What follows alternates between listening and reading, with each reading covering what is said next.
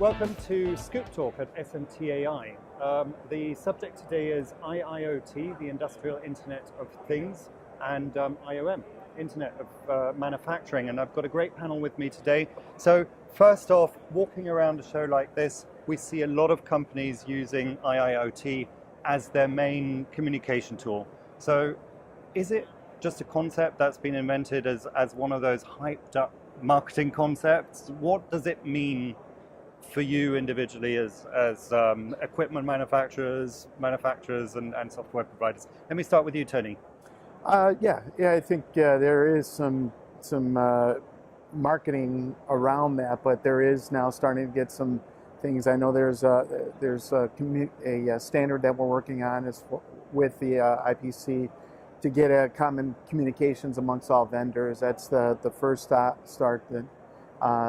But I think implementing, we're starting to see some of the vendors work together. I know from a Fuji standpoint, being able to kind of take it in small steps, such as closed loop feedback between machines. So different vendors' machines, as you say, IoT, they're talking, getting quality data maybe from an SPI machine that we could feed back to our machine and either do offsets of the placement data, or skip panels can entirely is one of the first areas we're really digging into. And that's probably driven by manufacturers needing that sort of data or that sort of information. Is that reflective? I was going to add that the interoperability of, if you look at IoT and the smart factory and the cloud is kind of one homogeneous big idea. There's certainly a lot of hype there. But I think where the rubber hits the road, from the manufacturing side at least, what we're looking for is interoperability. So we have sensors throughout the factory that are creating temperature data, humidity data, position data for vehicles. I can tell you where the delivery vehicles are at any one point in time, but integrating that all together to create something bigger than the individual pieces, I don't think that layer is really there. I don't think it's close to there. And so I think what that leaves is manufacturers that have the capability write it themselves, create it themselves, and those that don't kind of wander aimlessly with these little islands of automation that they don't know how to connect together. I was wandering around here this afternoon. I think my big suggestion would be the IoT conference that's happening over there, we should move that whole thing into this conference. Because many of the solutions that they're talking about over there are solutions that we need to deploy here, both I think from the equipment end and from the manufacturer end. Yeah. So I'd love to see us. I actually spend as much time over there as I have here at this show. And I guess that's why the two shows are co-locating and creating that. Now, Greg, you come from a company that actually deals with all that data that's generated from the machines, from all sorts of aspects of the companies. I'm assuming for you it's not a marketing concept. It's a lot more than that. Yeah. And so I mean, the terms may have been sort of hyped by various vendors and so forth in certain ways, but I think there really is something real behind it. It's not just something that was invented by kind of marketing. It's to me all of these things, and so there are a lot of terms that are sort of in contention. IOM, IIoT, Industry 4.0, Smart Factory, and I could go on and name 4 or 5 others. To me, they're all sort of different sides of the same problem or the same situation, where I think that the reality of IT technology is such that we're now able to handle much larger volumes of data, processing power being what it is, speed of communication, and those kinds of things. And customers are expecting to be able to utilize that to get some value out of it. So, things like machine learning, for example. So now it's not just alerting an operator to say what went wrong so that they can fix it. It's actually having the machine that detected the problem tell the upstream machine what to do, those sorts of things. So I think that's real value for the customer. I don't think that's sort of just marketing spin. I think it's a bit clouded right now. I don't think all of these concepts are terribly well defined exactly what they mean. I think we understand sort of what the main vision is and what the thrust of all of them is, and now we're working on the nuts and bolts. And I'm on the same committee with Tony to help actually define the standards for communication of this kind of data and so forth. And those are going to be key to really make this something that actual real manufacturers can use. So in the trenches, you're both going to help solve the interoperability problem. That's I the was idea. just talking about. Yeah. Because we don't want to be competing on our data format and the Right. contents of the data, right? We want to compete on the functionality and the value we can bring. That part needs the communication and the pipe and the content needs to be standardized to whatever extent possible. Yeah, I can't tell you how many software resources I've used in the past just to write software to take data from this and munge it into data for that or something else, which is really, there's no value add there other than writing more software. Yeah, We don't want to be doing that.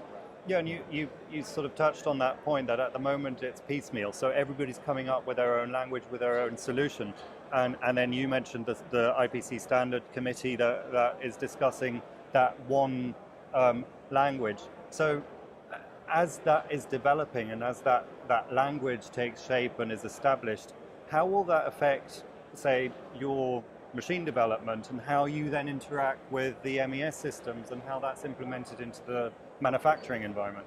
Yeah, actually it'll make it a lot simpler from a machine vendor's perspective.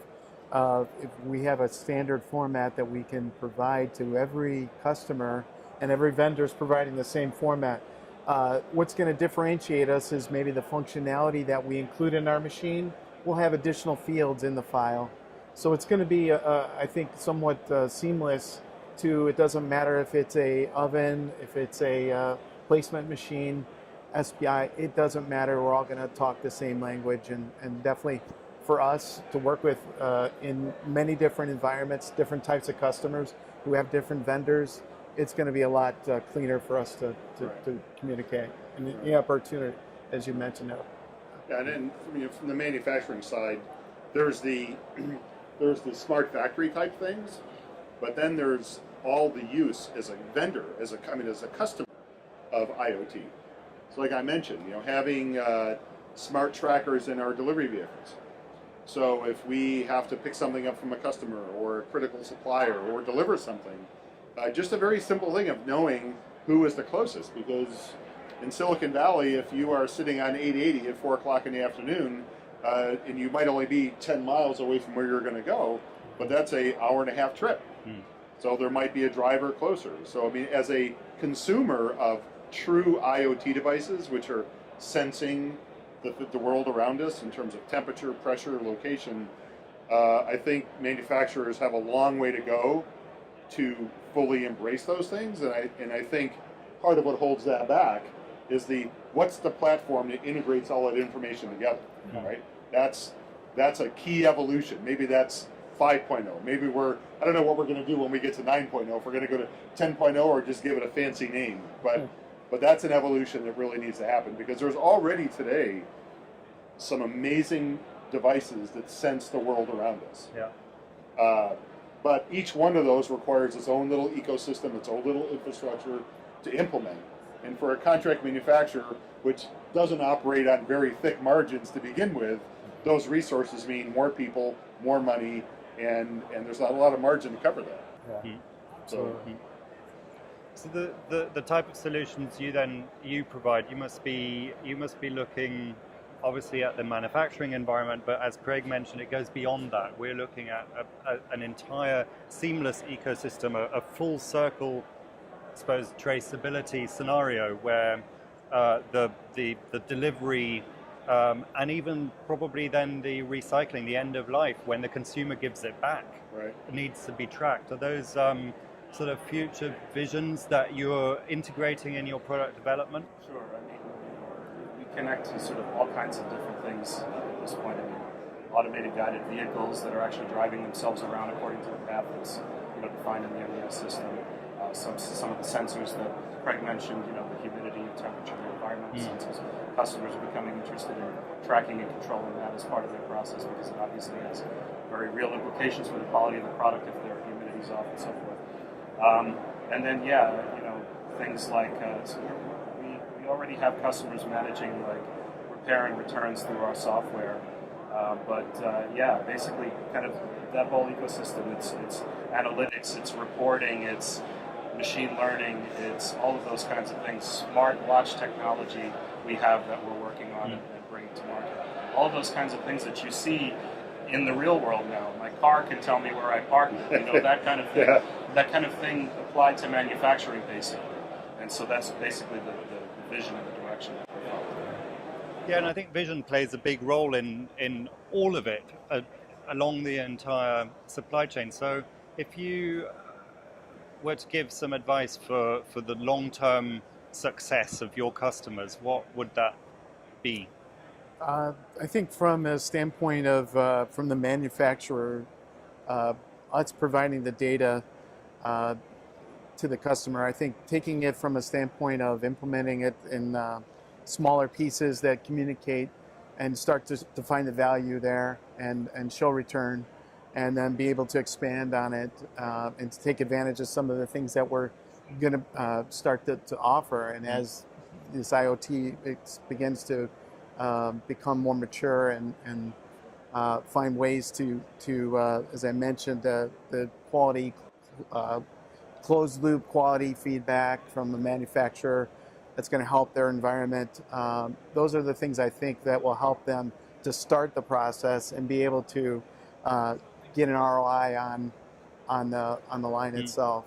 Yeah, and ROI is probably that key element that everybody will be interested in. There's a whole host of manufacturers out there, small-scale manufacturers that you already mentioned have very tight margins, will probably not be as automated as some of the larger ones, Exactly. and still have manual processes and might be a little bit afraid of this big IoT thing that's going on. The phrases are very big, but even the larger manufacturers, when you break them down into smaller factories, the Flextronics isn't a $30 billion one factory. There's ultimately a GM of a factory, and he has a P&L, and he or she has a bottom line, and those margins are also thin. But another thing that I think, from the manufacturing perspective, we've known how to build boards for a long time. They're getting smaller, the parts are getting smaller, and the joints are getting more difficult, and the environments are getting more difficult. But basically, we put parts on boards. We really have to learn how to become, as manufacturers, data managers, right? And data analyzers. Because once we get to the point where these platforms are ubiquitous and we've got data coming at us from everywhere, now we have to do something with it, and we have to analyze it, and we have to look for the needle in the data haystack, and what is this piece of data telling me? And again, whether that is an inefficient route that the drivers are taking, which has nothing to do with building a board, or what the SPI machine is telling us about the stencil design. Very different pieces of technology. Well, so the contract manufacturers, big or small, have to become much more highly attuned to data management, data analysis. What is it telling us? What is it telling us? And that's a big leap from soldering parts on boards. Right? There's a gap there that has to happen, I think, from an education and a technology perspective. And as a manufacturer, that's a tough gap to bridge on very thin margins. And that's the type of solutions that need to be invested in, and that's the type of solution you provide. So again, it's an investment to be made. What would your advice be to the smaller manufacturers right up to the big ones when they're considering these systems that are going to analyze the data that's generated as well as give solutions? What would you say to them? Yeah, well, I mean, it can be a very big topic, as Craig said. It can be very broad, but I guess my advice to anyone, even whether they're large or small, is sort of think big but start small, right? Yeah. Understand where you want to get to, what the full vision is. Understand what's possible with the Internet of Manufacturing, IIoT, and all of that kind of thing. Understand where things are going, but then you've got to get from here to here. So you need to define a realistic roadmap for how to achieve that. And I think that's where some of the risk is that people get a bit kind of overexcited. Overwhelmed. I think I can do this in 9 months, and I'll be a lights out factory with managing itself, and I don't think that's really realistic. It's an evolution. I agree. It's a very iterative, evolutionary process. And we don't have all the standards in place yet to really give anyone a blueprint that says, here's exactly how this needs to be implemented and should do. So Yeah. I think people should, you know. But generally, we're going in the right direction. IPC standards coming into Absolutely. the discussion, and lots of solutions. Thank you very much, gentlemen, for your time today. Very Thank you. interesting, and look forward to following the developments of this evolution as it takes shape. All right. Thank you very much. Thank you.